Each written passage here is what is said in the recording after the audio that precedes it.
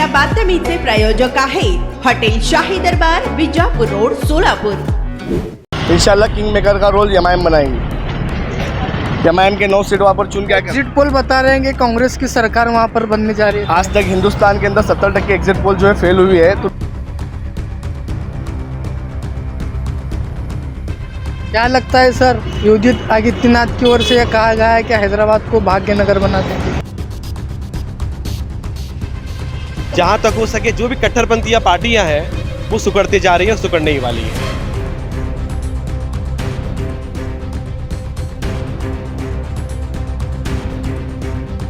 क्या तीसरी बार केसीआर मुख्यमंत्री बनेंगे?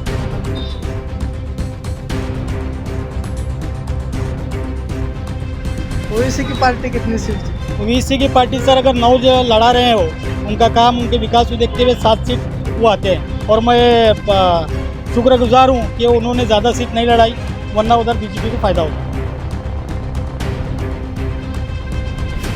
और वैसे ही हमारे एमआईएम के असरुद्दीन ओवैसी है, वैसे ही मुसलमानों को खाली देश भर में बातें करते फिरे, मुसलमानों को तो कुछ फायदा किए नहीं।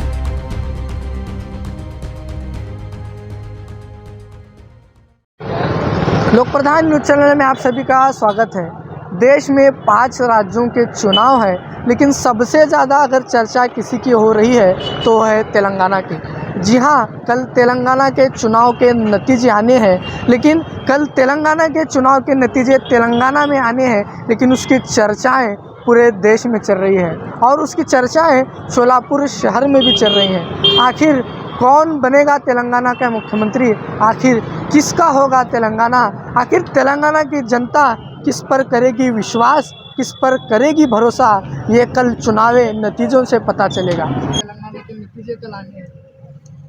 एक तरफ है बीजेपी जो जातिवाद को बढ़ावा दे रही है, एक तरफ है एमआईएम जो मुसलमानों की बात करते हुए नॉन मुस्लिम को बहकाने की बात करते हैं। ये दोनों नफ़रत की दुकान चालू थी भाजपा और एमआईएम की, अब ये दुकान बंद हो गई, मोहब्बत की दुकान चालू है हमारे राहुल जी गांधी की। ये लहर जो है ये मोहब्बत की दुकान की लहर है ये।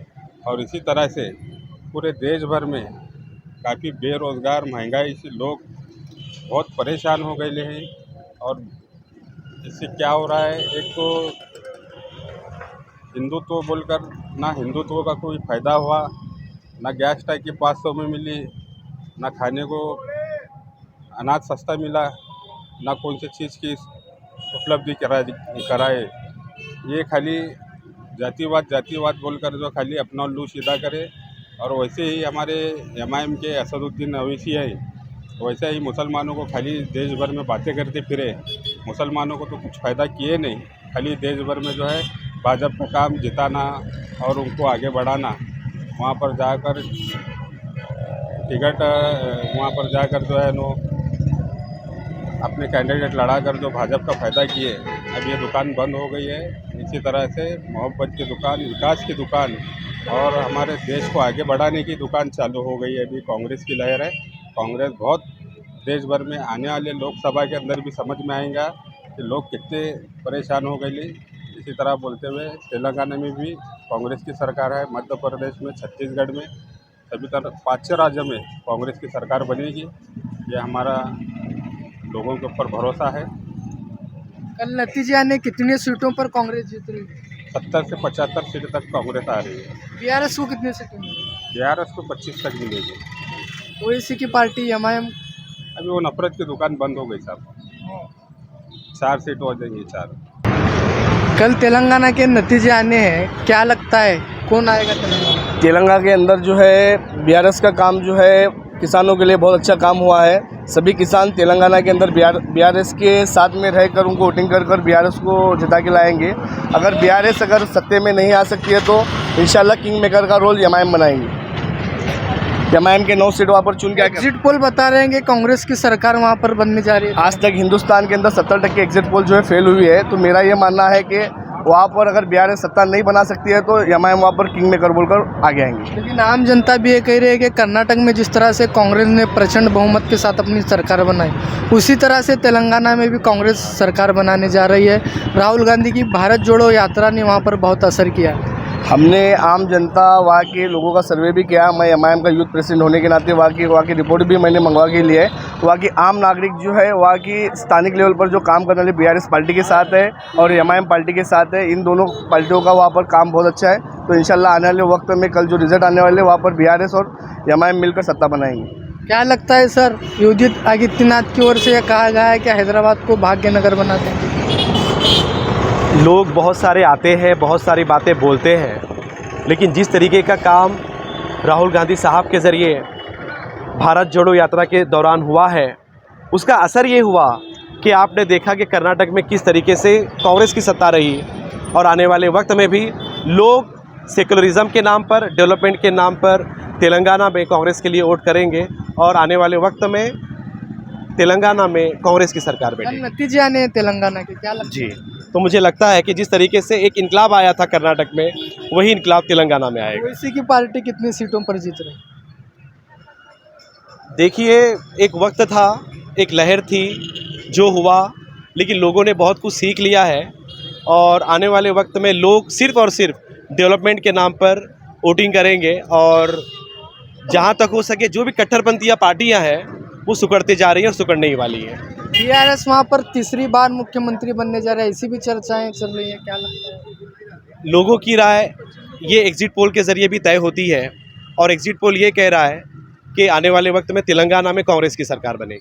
क्या तीसरी बार केसीआर मुख्यमंत्री बनेंगे तेलंगाना में?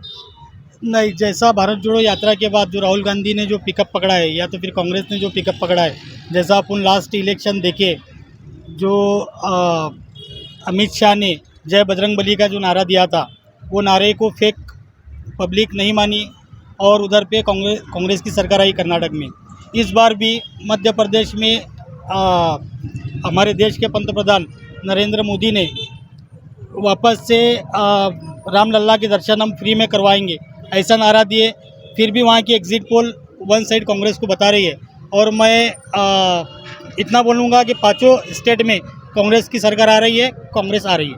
क्या बीआरएस पक्ष को हराना कांग्रेस के लिए आसान होगा, जो तीसरी बार मुख्यमंत्री बनने जा रहे हैं, तीसरी बार सरकार उनकी बनने जा रही है? सर, बीआरएस पार्टी लास्ट 10 साल से उधर सत्ता में है। उन्होंने हर साल 8,000 रुपये शेतकरी को देने का वायदा किया था। इस बार हमारे राहुल गांधी ने 14,000 प्रत्येक शेतकरी को देने का वादा किया है और उसके साथ ही हर महिला को 2,200 रुपये देने का वादा किया है, जो कर्नाटक में इन्होंने अंमलबजावनी भी की है। पब्लिक का पूरा सपोर्ट कांग्रेस के साथ है और वन साइड 70 से 75 सीट वहाँ पे जीत रही है कांग्रेस। ओवैसी की पार्टी कितनी सीट जीती? ओवैसी की पार्टी सर अगर 9 जो लड़ा रहे हैं, वो उनका काम, उनके विकास को देखते हुए 7 सीट वो आते हैं और मैं शुक्रगुजार हूँ कि उन्होंने ज़्यादा सीट नहीं लड़ाई, वरना उधर बीजेपी को फायदा होता। पार्टीसाठी एका चांगल्या हॉटेलच्या शोधात आहात? फॅमिली सोबत जेवण करायचे आहे, मित्रांचा वाढदिवस साजरा करायचा आहे, तर मग चिंता कशाला? सोलापुरात आता नव्याने आपल्या सेवेत सुरू झाले आहे हॉटेल शाही दरबार। शहरापासून जवळच स्वच्छ, सुंदर आणि शांत वातावरणात मित्र, नातेवाईक व परिवारासोबत घ्या आता जेवणाचा भरपूर आस्वाद, तोही फक्त हॉटेल शाही दरबार मध्येच। अरेबियन फूड्स सह दिल्ली, मुंबई, हैदराबाद येथील जेवणाची चवही आता मिळणार हॉटेल शाही दरबार मध्येच। व्हेज व नॉन व्हेज सह विविध प्रकारचे लज्जतदार डिशेस आता फक्त हॉटेल शाही दरबार मध्येच। उत्तम क्वालिटी, लज्जतदार, स्वादिष्ट व आपल्या बजेट मध्ये जेवणाची उत्तम सोय फक्त हॉटेल शाही दरबार मध्ये ग्राहकांच्या सेवेत सुरू झाले आहे।